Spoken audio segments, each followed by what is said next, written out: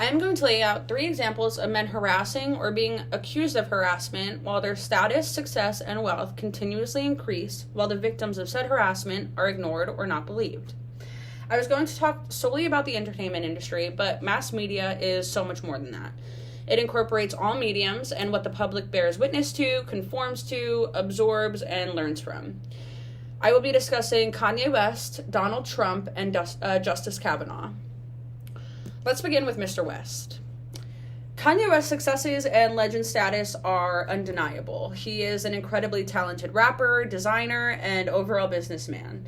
But should his prominence in the world grant him leniency and lack of accountability? Absolutely not.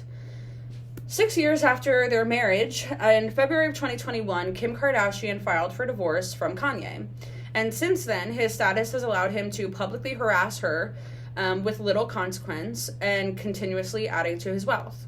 He is exemplifying how being a wealthy and powerful male in the entertainment industry makes it easy to get away with dangerous and erratic behavior with little to no regard to the victim of the harassment. So in the process of his divorce, Kanye West has openly shamed Kim's new boyfriend, Pete Davidson, whom he refers to as Skeet, as he simultaneously flaunts new girlfriends. He threatened and incited violence against Pete, shared private conversations, and has repeatedly publicly bashed Kim and her parenting. The public is taking this all as entertainment as we watch a woman trying to move on with her life repeatedly embarrassed and scared. So I can't sit here and say that Kanye has been completely void of any consequence. As this situation has continued, the public and even some members of Hollywood, notably Trevor Noah, have called him out for his erratic, dangerous, and downright scary behavior. He was actually even uninvited to the Grammys. So let's outline the actual problem. Kanye is still and will remain Kanye. He has made over $2 million exclusively on his new album, Donda 2, which came out in the middle of this situation, and the amount he has made from his other endeavors surpasses that greatly. His supporters are louder than ever as well, mainly his male supporters on the internet, and they have claimed things such as, "Nothing Kanye does will ever make me not support him. A legend stays a legend." Also, "Why is everyone being so hard on Ye? The man just loves his family." So I feel uncomfortable sharing the actual tweets as it's not my place to put somebody's name out there, but a simple Twitter search will show that these are just 2 examples of how men do not see issue with what is happening simply because it is Kanye. Seriously, it's time to wake up, Mr. West. So I could go on forever about Kanye, but let's move on to Donald Trump. I honestly could stop there, but we'll keep going. Donald Trump has been accused of 18 cases pertaining to sexual assault or sexual harassment. Was a single woman believed? No, not a single one. And 18 is only the number of women who have actually come forward. These cases go all the way back to the 70s, which is when a woman named Jessica Leeds claimed Trump groped her on an airplane, and surprise, surprise, another woman claimed he did the same thing to her in the 80s. The stories of these women include horrifying ordeals, such as Trump putting his hands up their skirt, intimidating women into sex, and more. How many women have to come forward until we're believed?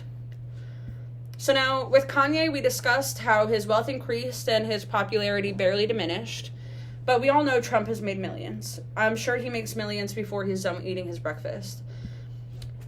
So the real shame. He was voted into the most powerful position in the world, the President of the United States. 18 women came forward. 0 believed, 0 taken seriously. And Trump still takes office. This is the epitome of a rich white man getting away with gross misconduct against women and seeing not just a lack of consequence, but reward of money and power. Trump says it's not true, so that must be the truth, right? 1 against 18. That makes sense. The women who came forward, not just for Trump, but other men in power, are very publicly ridiculed. Anita Hill, for example, who we'll talk about later.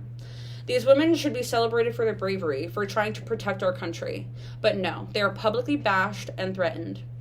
The world we live in, consumed by social media, and with unlimited access to information, it allows for millions of people to tear them down every single day.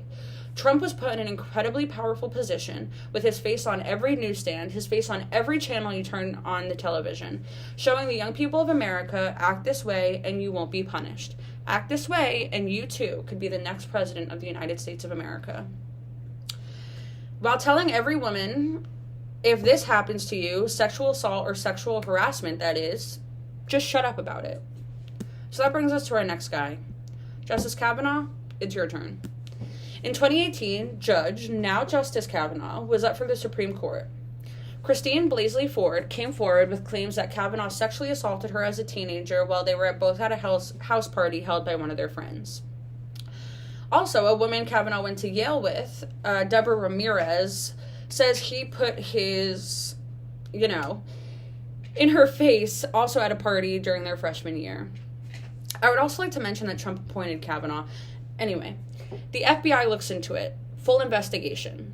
I'm now going to provide you with a quote said by Robin Pogrebin. Sorry if I'm not pronouncing that correctly.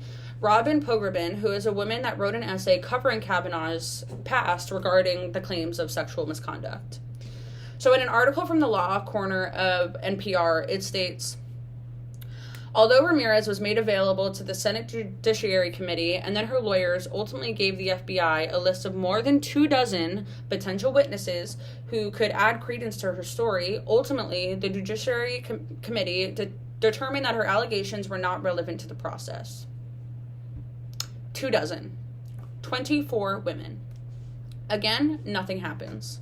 Well, not nothing. This man became a justice on the Supreme Court, the most powerful court in the United States of America.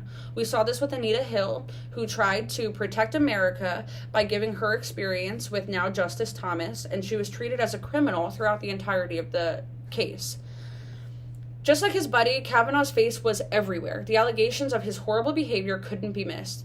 It was a topic of every newspaper, every magazine. So again, what did we teach the young people of America? If you sexually assault someone, you too could be a justice on the Supreme Court, and if you are sexually assaulted, shut up about it.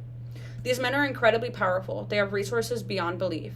They flood our timelines and our televisions, and actions like this, being torn apart and monetized by the media, shows others who act in this despicable way that it's okay to believe the accused and not the accuser.